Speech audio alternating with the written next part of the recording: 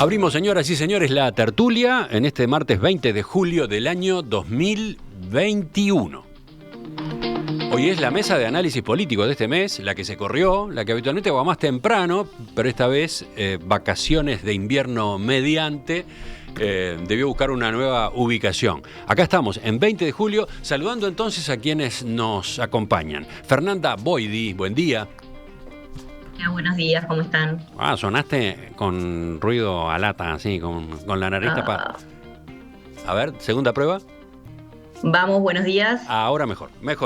Daniel Buquet, a ver cómo sonás tú, buen día. ¿Qué tal? ¿Qué tal? Yo creo que sin eco, porque es un tema de micrófonos. No, sí, te escucho bien. Daniel Chaschetti, ¿qué tal? Buenas y gélidas mañanas. Sí, todos con mucho frío, pero los veo abrigados y encerrados. Primer tema de nuestra agenda esta mañana.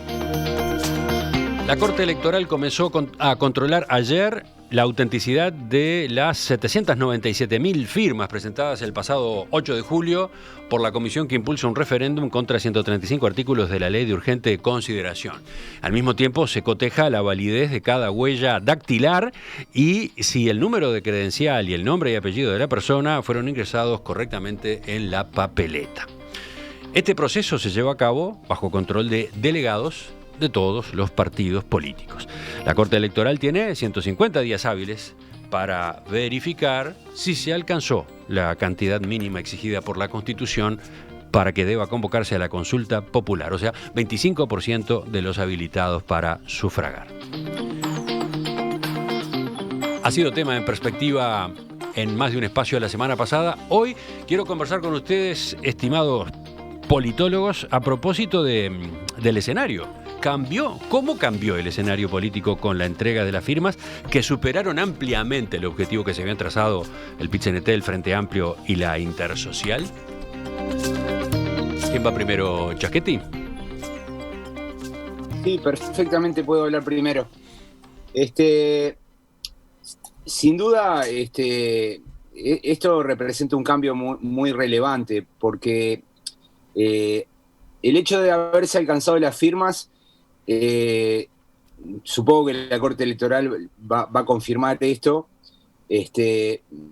representa un cambio en lo que era la agenda post-pandemia. O sea, nosotros imaginábamos que una vez superada la pandemia, el país debía concentrarse, en hacerse cargo de las consecuencias sociales, económicas y sanitarias que la pandemia ha dejado. Y también suponíamos que el gobierno iba a tratar de darle un fuerte impulso al programa de políticas que el gobierno de coalición había acordado en noviembre del 2019. Sin embargo, el hecho de tener una elección, un referéndum, probablemente a fines de marzo del 2022, genera un cambio sustantivo del tablero político. Es decir, la lógica de actividad de los ciudadanos, de los actores políticos, va a ser absolutamente distinta en virtud de la existencia de una consulta popular a mitad de periodo. Y sobre esto podemos hablar bastante largo, ¿no? Pero lo único que voy a decir por el momento es que, tener una elección en la mitad del periodo representa un desafío muy fuerte para el gobierno. Porque el gobierno puede salir fortalecido, pero también puede salir debilitado. Como que hay muchas cosas en juego, y lo que se sabe en la ciencia política sobre las elecciones de medio periodo es que, son instancias donde normalmente se puede plebiscitar el gobierno. ¿Qué significa plebiscitar el gobierno? Es que termine la gente votando, no tanto referidos al contenido de la elección, sino más bien en darle un crédito o quitárselo al gobierno. Eso pasa en cualquier elección de medio periodo. La familia de las elecciones de medio periodo son amplias, van desde la renovación parcial de los congresos hasta las elecciones de autoridades locales, y los referéndums que caen a mitad de periodo cumplen más o menos con las mismas características de este tipo de elecciones. ¿Quién es el que toma la palabra para complementar o discrepar con Chaschetti? Lo veo a Buquet con Yo ganas. tomo la palabra. Ah, no, Fernanda antes. Bien. De acuerdo con Daniel, es un cambio grande. En varios frentes, ¿no? Primero en el simbólico, hay un resurgir, el león herido, hablaba Fito en una columna hace algunos días, ¿sí? Es una victoria que en algún sentido simbólicamente se anota la oposición, cuando además a priori no estaba claro que se fuese a llegar a las firmas. En más de una instancia discutimos en este espacio lo difícil que lucía la gesta. Entonces, eso por un lado. Cambia radicalmente la agenda de gobierno. El gobierno ignoró por completo la oposición a la LUC y esta iniciativa de democracia directa como estrategia deliberada, que además también lo discutimos y parecía razonable que si había grandes dudas de llegar a las firmas, esa fuera el camino razonable a seguir para quienes querían mantener estos artículos en la LUC. Pero entonces eso ahora cambia, porque ahora hay que salir a discutir. Si es que se quieren mantener estos artículos. Ahora sí hay que hacer campaña. Antes estaba la alternativa, ahora no. Entonces, la agenda de gobierno cambia radicalmente, es el segundo paso. Está la posibilidad de que cambie, al menos en parte, la gestión, si es que se terminan finalmente derogando estos artículos. O sea, no hacia la médula, pero sí algunas cosas, algunos componentes importantes de la gestión. Y el cuarto punto que cambia es la relación gobierno-oposición, que cabe esperar siga profundizándose en la confrontación, ¿sí? Porque vamos a tener por lo menos 6 meses más por delante, un poco más, de este debate. Entonces, creo que va a ser se vienen meses agitados y seguramente el gobierno seguramente no, el gobierno va a tener que trabajar en la tensión entre gobernar, pero al mismo tiempo volver a estar en campaña, que no es lo que sucede cuando no tenemos una instancia electoral en el medio, como bien señalaba Daniel. Daniel, Daniel Buquet, ¿qué ves? ¿Ves un escenario de radicalización de posturas de un lado y del otro o al revés, de eventual búsqueda de aproximaciones? Mira, yo creo que más allá de la radicalización, hay un cambio desde el momento en el que se entregan las firmas y se anuncia la cifra de firmas, que es un número muy superior a cualquier expectativa, incluyendo a los propios recolectores de firmas, que en principio además da la certeza de que va a haber referéndum, porque está muy por encima del porcentaje de descarte que ha sido, en fin, histórico. Lo que hace es un cambio en el partido, ¿viste? Es decir, cuando un equipo está dominando el partido y de repente, bueno, el otro equipo le saca la pelota y empieza a controlar el partido. Es un cambio porque además el Frente Amplio no había logrado posicionarse de este modo ofensivamente al ataque desde el inicio del gobierno, por distintas razones que también hemos hablado acá. Entonces, hoy tenemos un escenario distinto, más allá del referéndum que habrá eventualmente en los primeros meses del año que viene. Hay un cambio en el posicionamiento de relación entre el gobierno y la oposición, con la oposición al ataque y el gobierno que pasa a estar a la defensiva en este terreno. Y esto es bien importante. Además, Daniel, una interrupción mínima ahí. Fue una jugada de riesgo del Frente Amplio, ¿no? Porque si no se llegaba a las firmas, al revés, digamos, quedaba más debilitado que nunca como partido, como bloque, ¿no? Consiguió. Incluso se puede pensar, también especular con el efecto del resultado del eventual referéndum, sea, digamos, a favor o en contra de la ley. Pero yo creo que un aspecto muy relevante de esto es que la ley que se está sometiendo a referéndum es una ley, más allá de que no es toda la ley, es una ley que es la ley más simbólica del gobierno, es decir, es la ley que representa el programa del gobierno. Y por lo tanto, desde ese punto de vista, digamos, la oposición ataca al gobierno en el corazón de su propuesta, la ley que incluye el programa de gobierno de la coalición. Y por lo tanto eso apunta claramente en la dirección que decía Chaschetti, que incluso si fuera un referéndum sobre tal vez un aspecto muy puntual, también termina derivándose en una especie de plebiscito en torno a la gestión del gobierno. Bueno, en este caso esto todavía es más probable porque estamos hablando del corazón de la propuesta del gobierno, de diversas áreas programáticas, muchas de ellas además centrales en el discurso, ¿no? Como seguridad, como educación, centrales en el discurso de la anterior oposición y luego en el programa de gobierno. Y por lo tanto, esa es una de las áreas del asunto. Esto es una compulsa entre el gobierno y la oposición que va a dirimir la población en una votación. La otra, que creo que no lo voy a decir ahora, es que como lo que se pretende derogar maneja diversas áreas de política pública y muchas de ellas tienen sus públicos favorables, que no son el mismo público necesariamente, sino que son públicos distintos, desde el lado del gobierno se puede optar, en lugar de tratar de, digamos, tomar el escenario, esto es gobierno-oposición, los que estén a favor del gobierno voten a favor de la LUC, los que estén en contra voten en contra, es decir, no señor, mirá que si vos votás en contra de esto, también te llevas puesto esto otro, que vos me lo pediste durante la campaña electoral. No voy a entrar en esto, pero creo que ese es un aspecto interesante para la posible estrategia del gobierno respecto de cómo enfrentar esta situación. Bueno, y ahora sí creo que podemos escuchar a Federico.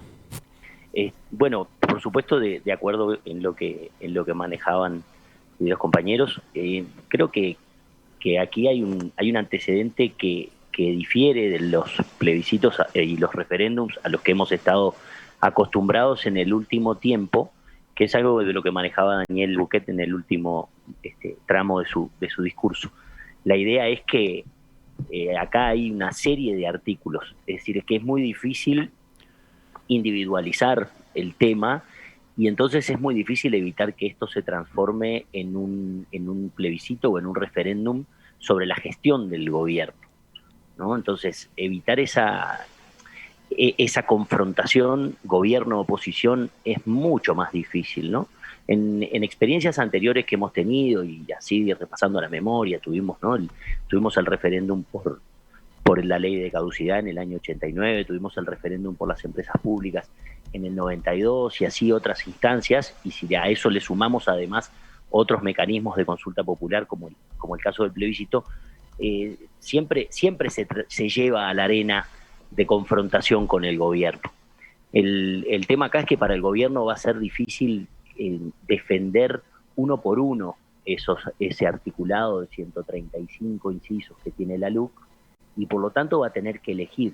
Ya hemos visto en algunos de los discursos de Sanguinetti, sobre todo, que fue uno de los primeros en admitir que iba a haber referéndum, a diferencia de otros integrantes del gobierno, de la coalición, que se han mostrado todavía, creo que en el fondo saben que va a haber referéndum, pero no quieren empezar la campaña tan temprano, me parece, y por lo tanto, bueno, todavía están apelando al tema de la Corte y a validar las firmas en su totalidad.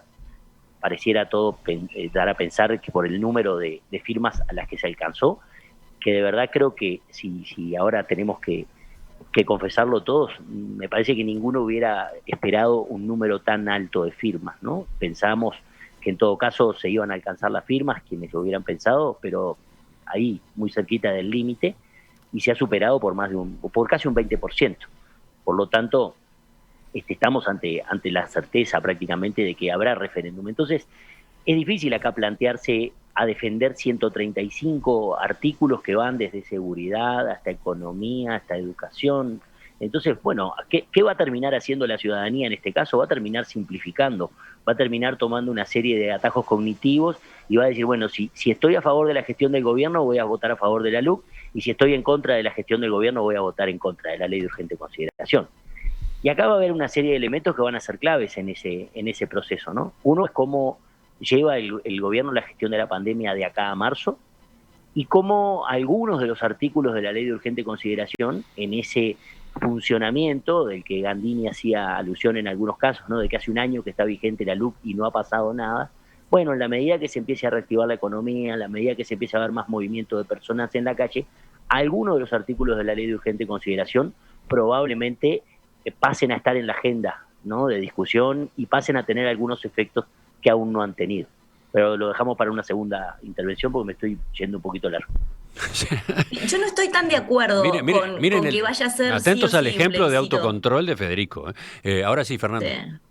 Es que tengo Perdón, no, decía, retomando un poco la línea de lo que planteaba Daniel Buquet, está bien, la base va a ser gobierno sí, gobierno no, y de ahí ya sabemos que hay además como un núcleo duro que hay gente que va a apoyar la LUC porque apoya el gobierno, entonces va a votar que no, y hay un núcleo duro de gente que está en contra, porque está en contra de todo lo que venga del gobierno, porque por definición son oposición y porque rechazan la ley o porque la rechazan, digamos, en su conjunto, y entonces van a votar que sí a la iniciativa de derogación, esta cosa que nos hace tanto chisporroteo mental, ¿no? Porque cambian, el apoyo es un no y estar en contra es un sí.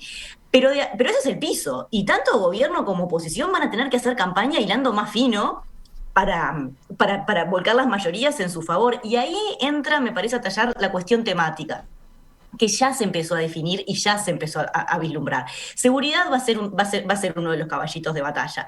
Y ahí el gobierno va a salir a mostrar resultados. Ya lo escuchamos a Sanguinetti hablando de eso en los últimos días, ¿no? Entonces, tiene mucho sentido esto desde el punto de vista de la teoría de la comunicación, del encuadre. O sea, uno va a tratar de llevar la discusión y la agenda para que los temas se vean, digamos, en la luz que a uno le es más favorable. Bueno, el gobierno tiene, por las encuestas que se publicaron estos días, tiene niveles razonablemente aceptables de aprobación en seguridad. Los indicadores objetivos que se han mostrado, con todos los cuestionamientos y paraguas que se pueden abrir respecto a indicadores objetivos en pandemia, también. Si esto continúa así, yo creo que la seguridad va a ser uno de los temas hacia los cuales el gobierno va a querer centrar la discusión.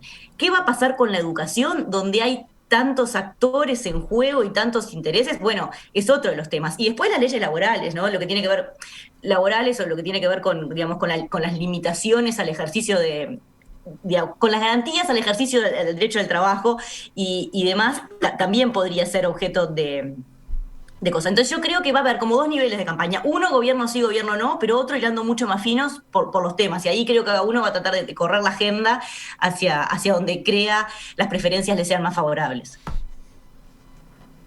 Sí, Chaquetti. Yo quería señalar, porque nos estamos metiendo mucho en la perspectiva de, ok, están las firmas, va a haber un referéndum, ¿qué van a hacer los actores? Yo creo que sería bueno volver al hoy, ¿no? A cómo están las cosas hoy. Bueno, yo quería dar como un pequeño paso atrás, porque el triunfo, digamos, de los promotores del referéndum, entre los que en particular está el Frente Amplio y el PIT-CNT, lograron no solo las firmas, o sea, la cantidad de firmas requeridas, aparentemente al menos, sino que lograron, esto además particularmente el Frente Amplio, mucho más que el PIT-CNT, reactivar su militancia, su activismo político, movilizar y entusiasmar a sus bases, porque primero lograron movilizarlas, pero además, una vez que obtienen el objetivo que se propusieron con esa movilización, generar un nivel muy importante de entusiasmo. Entonces, esto yo creo que para el Frente Amplio es muy importante, porque el Frente Amplio venía de estar en el gobierno, todos los partidos políticos en el gobierno de alguna manera relajan sus estructuras militantes. La militancia a favor del gobierno es algo menos estimulante que la militancia en contra del gobierno. Los opositores siempre logran movilizar más. Los partidos tradicionales durante los gobiernos del Frente Amplio promovieron la militancia desde distintos ángulos, promovieron, por ejemplo, las organizaciones juveniles de sus partidos, promovieron mecanismos de democracia directa a través de juntar firmas para realizar plebiscitos, cosas que no hacían los partidos tradicionales mientras estuvieron en el gobierno. Y entonces el Frente Amplio está en este momento en una situación donde, además de tener el peso que tiene, el 40% del legislativo, la estructura política, los cuadros políticos, el acceso a los medios, etcétera, tiene unos cuantos miles, esto yo no tengo muchas condiciones como para establecer la cantidad, de militantes que están, digamos, que han hecho una especie de pretemporada fantástica para lanzarse a la cancha. Entonces, sí, pero y además, Daniel, está la gente en general, los votantes frente amplistas en este caso, si vamos por el lado partidario, porque después está el otro análisis de las organizaciones sociales, ¿no? Pero los votantes frente amplistas golpeados, frustrados por la derrota del año 2019, que acá tienen en sus manos una gesta, ¿no? Una gesta que ya tuvo un primer capítulo que parecía muy difícil, arduo, y sin embargo se dio, y ahora podría tener un segundo, con el antecedente de que en la segunda vuelta de noviembre el resultado fue bastante parejo, ¿no? Y entonces no es descabellado pensar en una derogación de estos artículos de la LUC. Supongo que ese razonamiento existe. Sí, además de que esto reivindica a los que promovieron el referéndum a través del lo llamado camino largo, es decir, recolectar todas las firmas y no una estrategia conservadora de ir por el camino corto por las dudas. Es decir, la estrategia de canalizar el descontento frente amplista a través de la movilización de sus bases dentro de este mecanismo institucional ha sido todo un éxito que le da al Frente Amplio una posición favorable, ya no para la campaña de medios, que obviamente existe, sino para la campaña, digamos, más cara a cara, la campaña que toda campaña política tiene este componente cara a cara, en un escenario donde está bien, la pandemia tal vez lo limita, pero pensemos por lo menos en este momento estamos retomando prácticamente el 100% de la movilidad normal. Ojalá que esto se pueda conservar todo este periodo y por lo tanto ese activismo militante va a funcionar a favor de los promotores del referéndum durante los próximos meses. Desde la audiencia hacen notar que capaz que lo que hay que decir es que el Frente Amplio se beneficia como organización de algo que en realidad más bien vino de abajo, ¿no? Senia, por ejemplo, creo que es el nombre, dice, disculpe, el Frente Amplio no logró movilizar a sus bases, las bases se movieron espontáneamente mostrando su fuerza en sí misma. Efectivamente, de esto está claro que hay cantidad de ejemplos, falta después, sacar alguna conclusión más global. Y después están quienes piden, por favor, no menosprecien a las organizaciones sociales. Por ejemplo, FUCBAN, Federación Uruguaya de Cooperativas de Vivienda, organizaciones feministas, etcétera, que jugaron un papel importante también. Esto dice María. ¿Daniel? Bueno, sí, es como una amplia constelación de organizaciones. La recolección de firmas fue muy descentralizada y bueno, en Uruguay se da este tipo de fenómenos, que es un país chico, la información circula y en medio de la pandemia la comisión que impulsaba el referéndum generó herramientas como para que la descentralización de la recolección de firmas se diera. Uno podía bajar papeletas de internet, había buenas explicaciones sobre cómo tomar las firmas. Entonces había mucha gente juntando firmas en todo el país y probablemente los números que manejamos, que se manejaron públicamente siempre fueron inferiores al número real de firmas que había. De todas maneras, yo creo que eso es un activo que tiene el Frente Amplio, los sindicatos, las organizaciones sociales, y que en la campaña hacia el referéndum de marzo se va a notar, ¿no? Yo me pregunto cómo van a ser los partidos de gobierno para activar militancia, o si simplemente van a apostar a una gran campaña en medios, ¿no? Entonces hay como muchísimas preguntas relativas a cómo va a ser esa contienda. Lo cierto es que, bueno, tiene razón Buquete, la militancia puede ser un diferencial que empareje la contienda, ¿no? Porque hay que saber que los modelos predictivos de elecciones de medio periodo hacen hincapié en dos factores para explicar los resultados, ¿no? En primer lugar, la evaluación que tenga la ciudadanía del gobierno. Y en segundo lugar, la marcha de la economía. Esos son los dos factores. Entonces yo me imagino que si el gobierno cierra este año con buenos números en las dos dimensiones, el gobierno va a apostar a nacionalizar el referéndum, ¿no?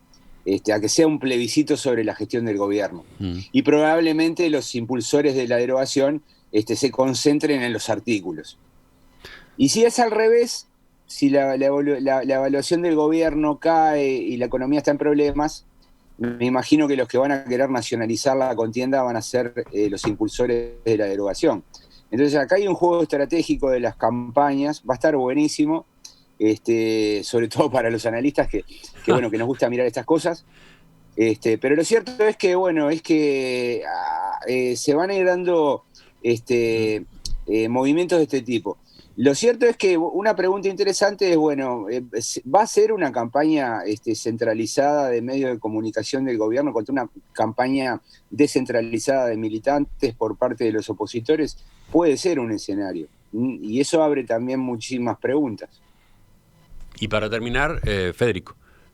Sí, yo creo que lograr las firmas de parte del PIT-CNT y del Frente Amplio, y no voy a dejar afuera el Frente Amplio en particular de esta discusión, porque para el Frente representa un beneficio y un logro muy importante. Será producto de las organizaciones sociales, será producto de la militancia de base, pongámosle el responsable que cada uno quiera, pero finalmente para el Frente termina siendo beneficioso porque le permite de alguna manera concentrar la discusión en algunos aspectos, ¿no? Es decir, a una oposición que no había tenido muchas oportunidades de meter la cuchara en algunas discusiones, a la que de alguna manera, ya mismo con la aprobación de la ley de urgente consideración, no habían sido necesarios sus votos no habían sido decisivos y por tanto, le dieron un poco a probar de lo que había pasado hacía algunos años cuando el Frente tenía mayoría parlamentaria, y en este caso la coalición funcionó de manera muy articulada y votó la ley y la consiguió aprobar, y y de alguna manera, si bien hubo discusiones sobre algunos temas y algunos artículos se sacaron, pareció en algún momento que hubo más mérito de algunos integrantes de la coalición respecto de la modificación del articulado de la ley que del propio Frente Amplio. Recordemos nomás el episodio en torno a la posibilidad de la libre importación de combustibles, que de alguna manera se frenó por la oposición de, en aquel entonces, el sector de Talvi y de Cabildo Abierto, sobre todo, y por tanto no fue tan decisiva el accionar del Frente Amplio en ese tipo de modificaciones. Y vaya si para el Frente representa una oportunidad.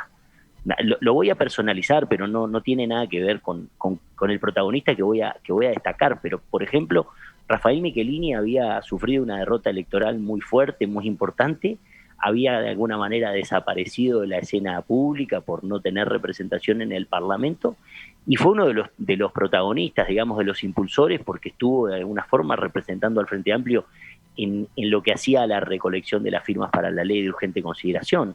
Bueno, yo no digo que Michelini vaya ahora a transformarse en un protagonista decisivo de la política nacional, pero tiene o recupera un espacio que había perdido. Otro asunto importante que tenemos que tener en cuenta es que este referéndum se va a dar realmente prácticamente en la mitad del gobierno. Es decir, que a todos los aspectos va a ser casi una elección de medio término. Y vamos a tener relativamente cerca las campañas ya, o el inicio de las campañas para la elección interna de los partidos. Y entonces, va a ser una oportunidad también, tanto para gobierno, pero creo que mucho más para la oposición, para consolidar y definir liderazgos. Ahí va a ser clave el posicionamiento y la forma en la que cada uno de los sectores del Frente y los protagonistas lleven adelante la campaña o la oposición o la defensa de la ley de urgente consideración. Entonces va a ser un espacio, digamos, de calentamiento para las campañas que van a venir al año siguiente en la interna, tanto para el gobierno como para la oposición, con la desventaja, y acá lo recalco porque alguno de los compañeros lo puso, pero creo que no profundizó, de que muchos actores del gobierno están impedidos de hacer campaña electoral o campaña a favor de la ley de urgente consideración. A ver, ¿por qué? Y principalmente el presidente de la República, ¿no? Bueno. Y algunos protagonistas. ¿Cómo? Es el único. ¿Los ministros no?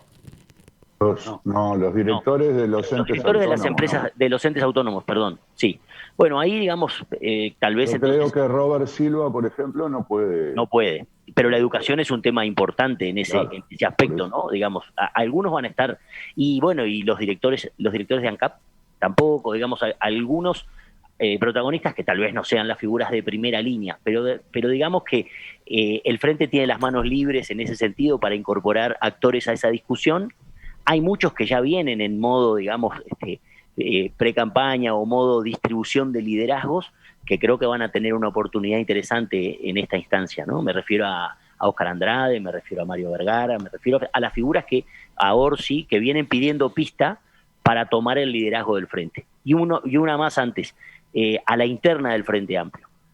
Durante la campaña, digamos, el proceso de confirmación del referéndum y la posterior campaña, también se va a dar una instancia importante, que es la renovación de la presidencia del Frente Amplio, ¿no?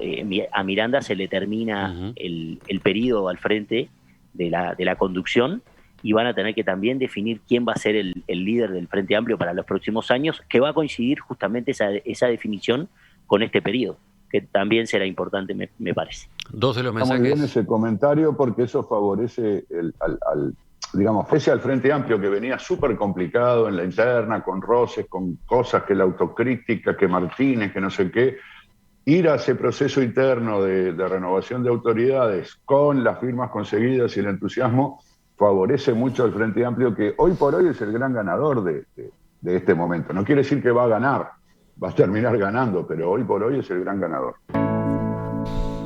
Ya seguimos. Les propongo que dentro de unos minutos veamos una cara complementaria de este análisis. La evaluación de la gestión del presidente de la República y el gobierno. ¿Qué dicen las encuestas? ¿Qué señal hay allí pensando en lo que viene? Algún oyente recién señalaba, la consulta popular, si se confirma, será la primera encuesta para las próximas elecciones. Eso dice, por ejemplo, Jorge. Otros marcan que dentro del gobierno se está considerando esa votación, en caso de que se ratifique, como una elección de mitad de periodo. De esa manera se la ve a alto nivel en el oficialismo.